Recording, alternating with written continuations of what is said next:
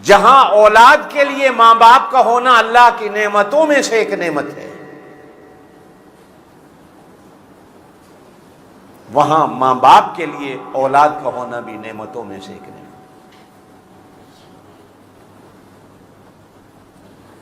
کہا جاتا ہے کہ خاتون جنت حضرت فاطمہ الزہرا رضی اللہ تعالیٰ عنہا روزے سے ہیں، حضرت علی بھی روزے سے ہیں،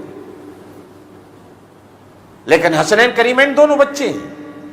شام کو افطاری کا وقت ہوتا ہے تو حضرت فاطمہ افطاری کھانا بنا رہی ہیں کہ دروازے پر کوئی مانگنے والا آتا ہے، تو حضرت فاطمہ اپنی روٹی اٹھا کر حضرت حسن کے حوالے کرتے ہوئے کہتی ہیں کہ جاؤ مانگنے والے کو دے آؤ۔ حضرت حسن بڑے ہیں، حضرت حسین چھوٹے ہیں۔ اب جو اماں کی روٹی لے کے چلنے لگا تو معصوم کہتا ہے کہ اماں میرے حصے کی روٹی بھی مجھے دے دو، میں مانگنے والے کو دے آؤں۔ اب چھوٹا بھائی جب سنتا ہے تو وہ یوں کہتا ہے کہ اماں جہاں بھیا کی روٹی جا رہی ہے میری روٹی اٹھا کر بھی مانگنے والے کو دے دو۔ حضرت علی کرم اللہ وجہہ کے کانوں میں تینوں کی آواز جاتی ہے تو حضرت علی کہتے ہیں کہ میرے حصے کی روٹی بھی اٹھا کے دے دو۔ اب وہ چاروں روٹیاں مانگنے والے کے برتن میں ڈال دی جاتی ہیں۔ اب یہ خاندان رسالت پانی سے روزہ افطار کرتا ہے۔ اب جب ماں تربیت کرنے والی ایسی ہوگی تو پھر حسنین کریمین کتنے بڑے سخی بنے دنیا میں۔ ہم نے تو بچوں کو گالیاں یاد کرائیں،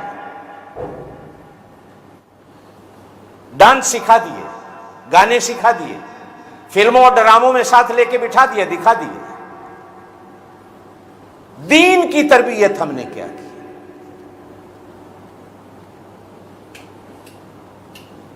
پھر چڑیاں جب کھیت کو چگ جاتی ہیں پھر پچھتاوت کرنے کا کوئی فائدہ نہیں۔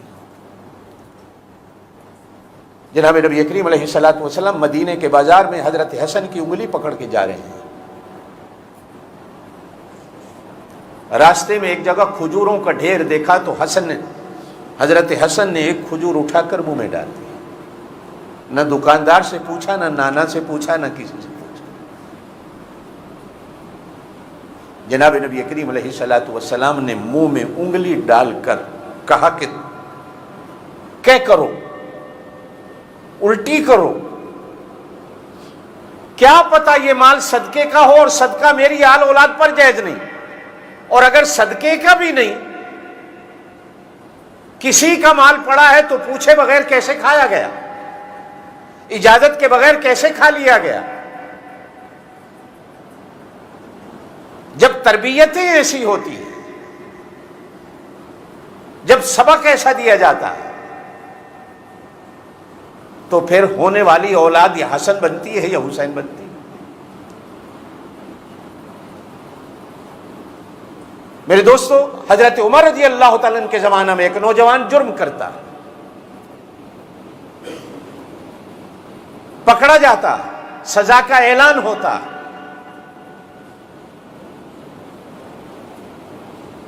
تو حضرت عمر کہتے ہیں کہ اس کو سزا دو۔ سزا دی جانے لگتی ہے تو وہ کہتے ہیں جی پہلے میرے ابا کو سزا دو۔ حضرت عمر اس کے ابا کو بلاتے، اس نوجوان سے پوچھتے ہیں تیرے ابا کو کیوں سزا دیں؟ کہا کہ انہوں نے مجھے بتایا ہی کچھ نہیں، انہوں نے مجھے سکھایا ہی کچھ نہیں۔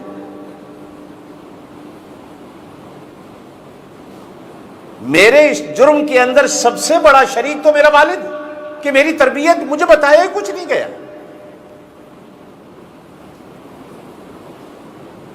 شریعت کا ایک مسئلہ ہے، انڈا چوری کرے کو بندہ رسی کو چوری کرے تو اس کا ہاتھ کاٹ دو۔ ایک امام ابو حنیفہ رحمۃ اللہ کا فتویٰ ہے کہ نہیں، ہاتھ اس چوری پر کاٹا جائے گا جس کی قیمت کم از کم 10 درہم ہو۔ 10 درہم سے زیادہ کی چیز چوری کی جائے تو ہاتھ کاٹا جائے۔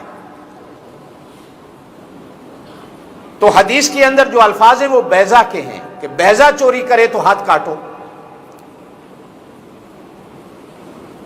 تو علماء نے لکھا ہے کہ یہاں ہو سکتا ہے بیضہ سے مراد مجاہد کی وہ تلوار ہو یا مجاہد کی وہ زرہ ہو یا مجاہد کی وہ خود ہو جو لوہے کی سر پہ پہن کر جہاد میں لڑتا ہے، وہ بھی قیمتی ہوتی ہے جان بچانے کے لیے، شاید اس جیسی چوری کرے تو ہاتھ کاٹو۔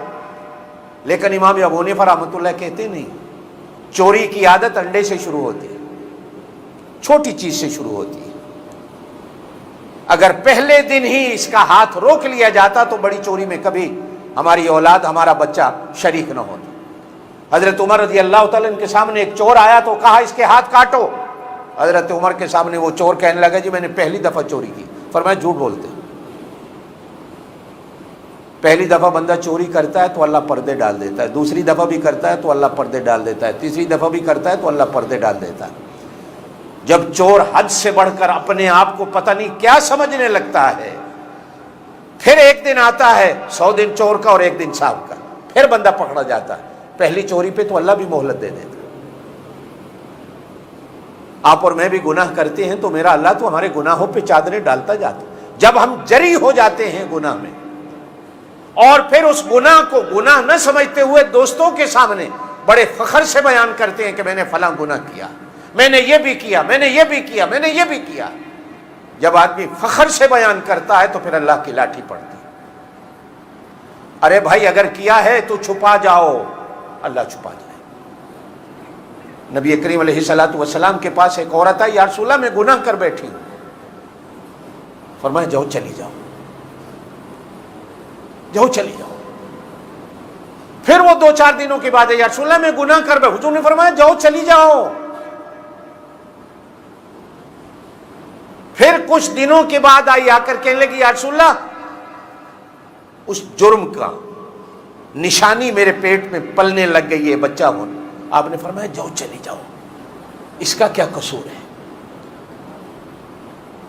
تجھے آج سزا دیں گے تو اس کا کیا جرم ہے؟ یہ بھی مر جائے گا، جب پیدا ہو جائے گا پھر دیکھا جائے گا۔ جب پیدا ہو گیا وہ پھر اٹھا کے لے آئی تو آپ صلی اللہ علیہ وسلم نے فرمایا اس کو کھلائے گا کون، پلائے گا کون؟ جاؤ چلی جاؤ، جب یہ ہاتھ سے روٹی پکڑ کر کھانے کے قابل ہو جائے گا تو پھر ہم تجھے سزا دیں گے۔ میرے دوستو، جب ہم حوصلہ افزائیاں کریں گے، جب ہم شاباشی دیں گے، بچے کو گالی دینے پر انعام دیں گے، پھر بعد میں رونے دھونے اور پچھتاوت سے بچیں گے۔ قرآن نے دعا سکھائی ہے، ربنا ہب لنا من ازواجنا وذریاتنا قرۃ اعین۔ اللہ ہمیں بیوی بچے ایسے دے جو ہماری آنکھوں کا نور ہو، ہماری آنکھوں کی ٹھنڈک ہو، نہ کہ ہماری آنکھوں کی چبھن بن جائیں اور آنکھوں کو دکھ دینے والے بن جائیں۔ اس لیے کہ ابراہیم علیہ الصلوۃ والسلام کی دعا کہ اللہ مجھے اولاد ایسی دے جو نماز پڑھنے والی۔ 16ویں سپارے کے آخری رکوع میں آیت آتی وَأْمُرْ أَهْلَكَ بِالصَّلَاةِ وَاسْتَبِرْ، اپنے بچوں کی نماز کی فکر کر، پھر صبر کر کے بیٹھ جا۔ پھر تیرا رزق جانے ہم جانے، تیری اولاد کا رزق جانے ہم جانے، ان کا رزق ہمارے ذمہ ہے۔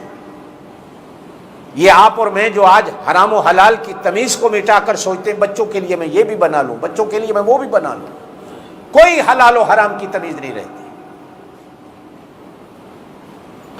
ہم نے یہ نہیں سوچا کہ اولاد امانت ہے اور قیامت والے دن ہم نے اس کا جواب دینا۔